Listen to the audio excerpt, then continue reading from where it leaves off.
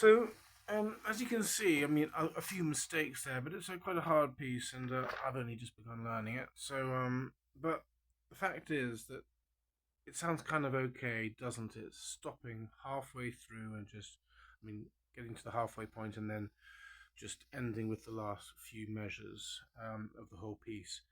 It fits quite well. So, what I would suggest, and I'll say it again, I've mentioned it in previous videos, is if you're learning these four impromptus, in my opinion, that there's only one way to do it, which won't ensure that you give up. That is that you begin with the easiest, which is the number 3, the third one. It's also actually the most difficult if to get it just right. So the professional pianist will tell you that number 3 is in fact the most difficult. But we're not professional pianists, so for someone who's just an amateur or a beginner, number 3, and I say beginner, is the right one to do. It's possible for a beginner, number 3. And then I would suggest moving on to number 4, because it's, in my opinion, much easier than number 2. And again, number 4, if you're a professional pianist, the number 4 is like the second most difficult after number 1, after number 3. Yeah, and then number 4, sort of if you look like a professional, to get right, to get sort of at the right speed and all the rest of it, and it's a little bit difficult actually. But for a beginner or an amateur, I would suggest number 3 and then number 4, because number 4 isn't easier than number 2, I think.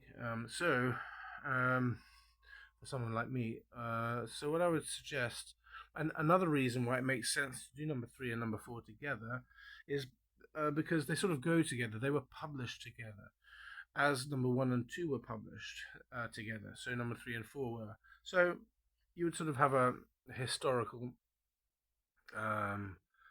closeness to things in a way. I think, if that matters to you.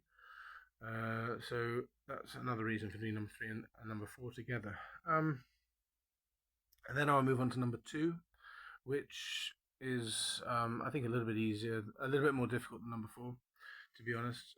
Even though it exactly repeats the first half, but the coda is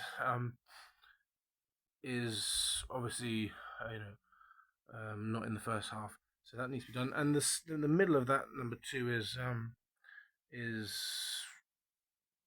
it's kind of difficult to memorize basically, but it's very easy and a real joy to play. It's a real masterwork. It's probably is I think the most ingenious thing that Schubert's done, especially with the code, which is just like it but different. I really like that middle section and the coda as well. They're very similar. The after you've done number 2, I would obviously you've got number 1 to go. Now, whilst you're doing number 3 and number 4 and number 2, you must be doing a little bit of number 1 as well as each of those. So that, however many pages you do, so that by the time you finish number 3 and then number 4 and the whole of number 2 as well, you will have got to exactly the halfway point, which is, I'll show you how many pages it's 11 pages, it's 11 sides of music paper long. You have to do at the same time 1, 2, 3, 4, 5, 6 sides. So if it's 11, you've done a bit more. So that will have actually brought you a little bit more than halfway, because as far as I know, it's 11 sides long. And it also means that you have covered all the main episodes in it.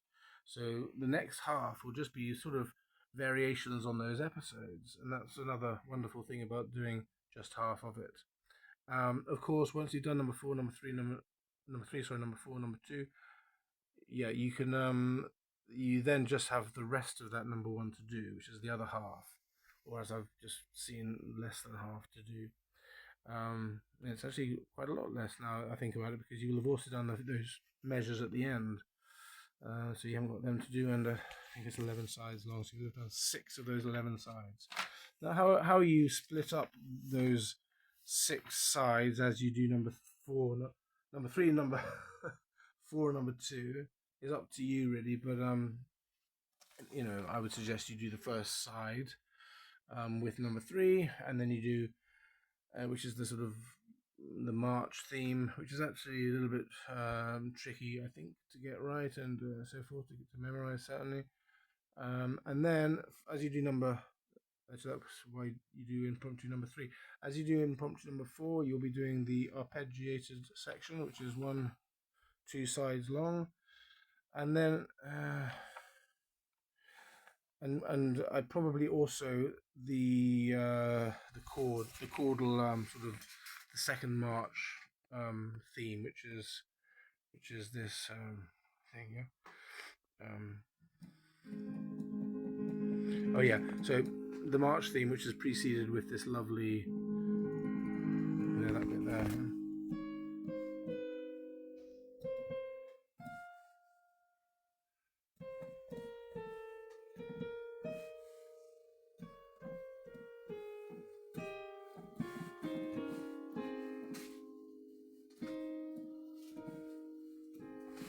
And so you do the arpeggiator section and that lovely theme while you're doing number 4.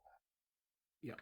And then while you're doing number 2, just do the march theme, which comes back again, which sounds something like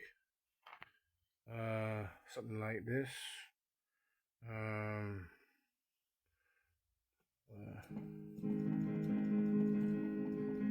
The left hand, yep. The right hand's going.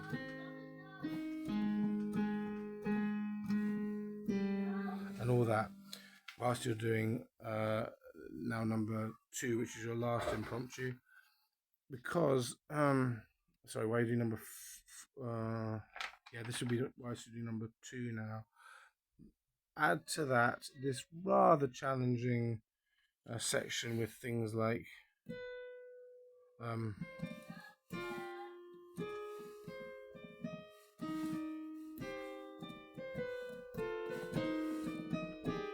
all that stuff, which happens again while you're doing number 2, plus the climax, okay, because that's quite challenging as well. You know, the bit that goes, you know.